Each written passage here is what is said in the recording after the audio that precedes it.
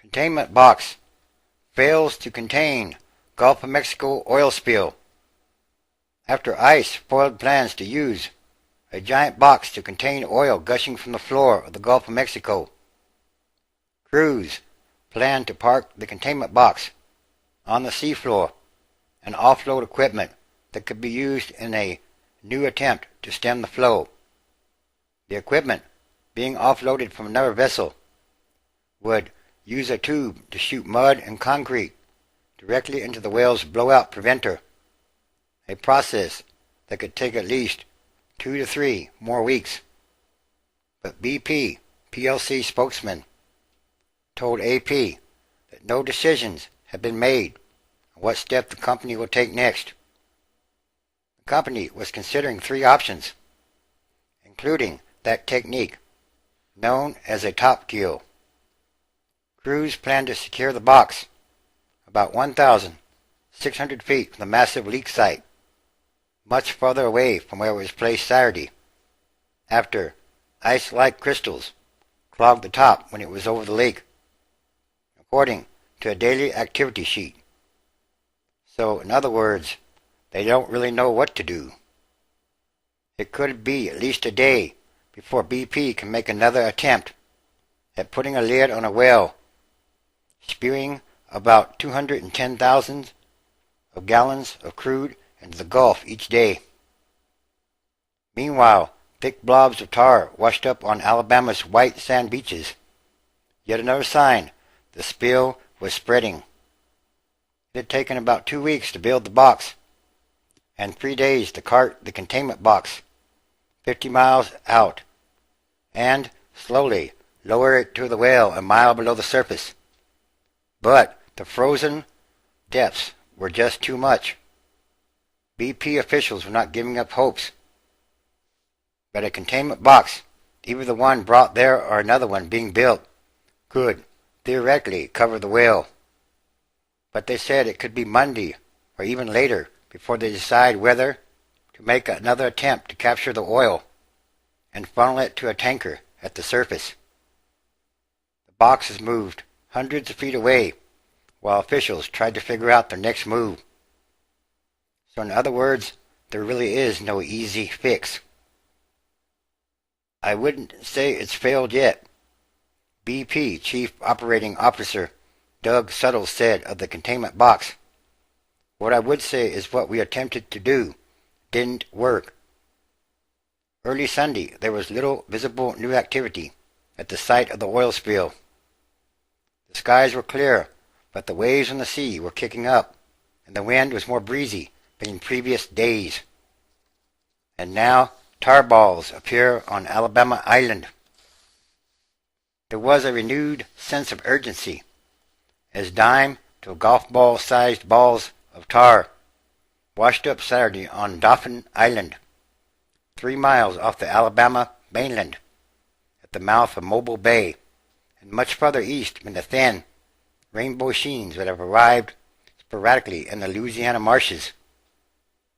It almost looks like bark, but when you pick it up, it definitely has a liquid consistency, and it's definitely oil, said Kimberly Creel, 41, who was hanging out and swimming with hundreds of other beachgoers.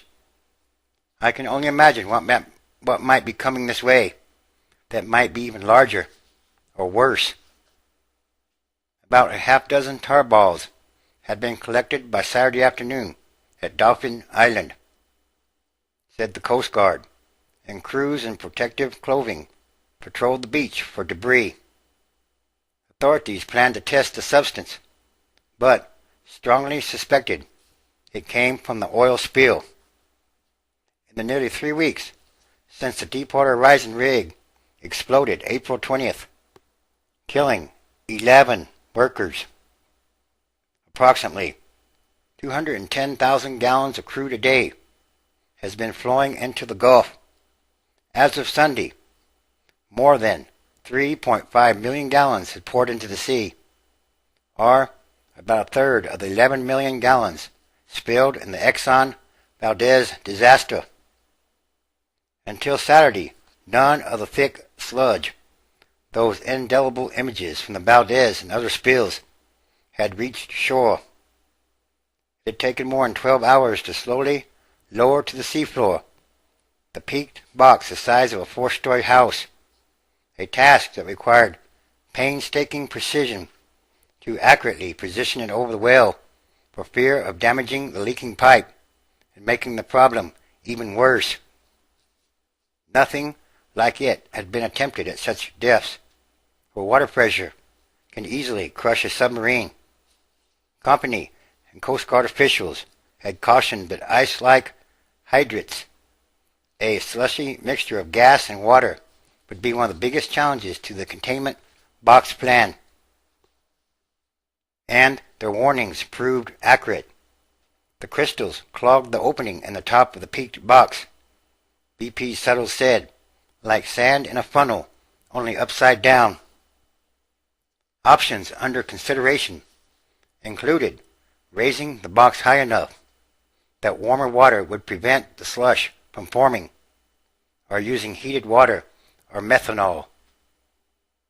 Even as officials pondered the next move, Coast Guard Rear Admiral Mary Landry said she must continue to manage expectations of what the containment box can do.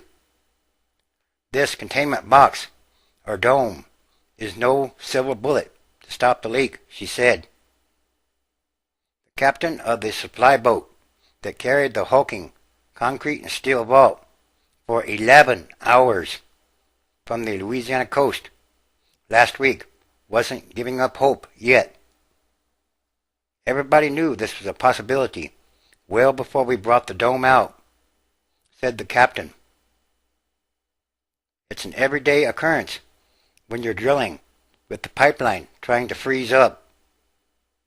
The spot where the Deepwater Horizon rig exploded and sank now teems with vessels working on containing the rogue whale.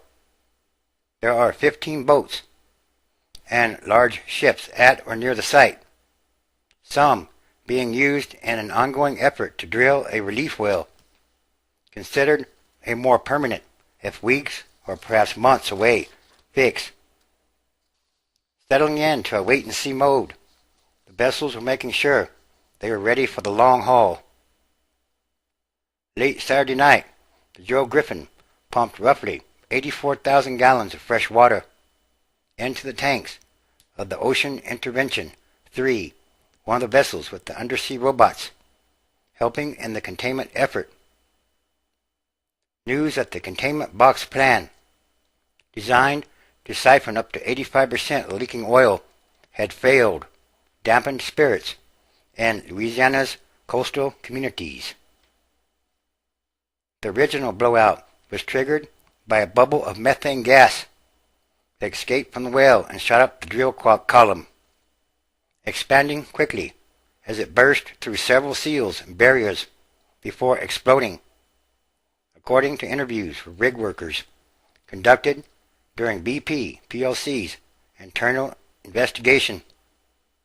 Deep-sea oil drillers often encounter pockets of methane crystals as they dig into the earth. As the bubble rose, it intensified and grew, breaking through various safety barriers. And, again, there's no easy fix on how to fix this massive oil spill. A huge man-made disaster. Ezekiel chapter 13, verse 19.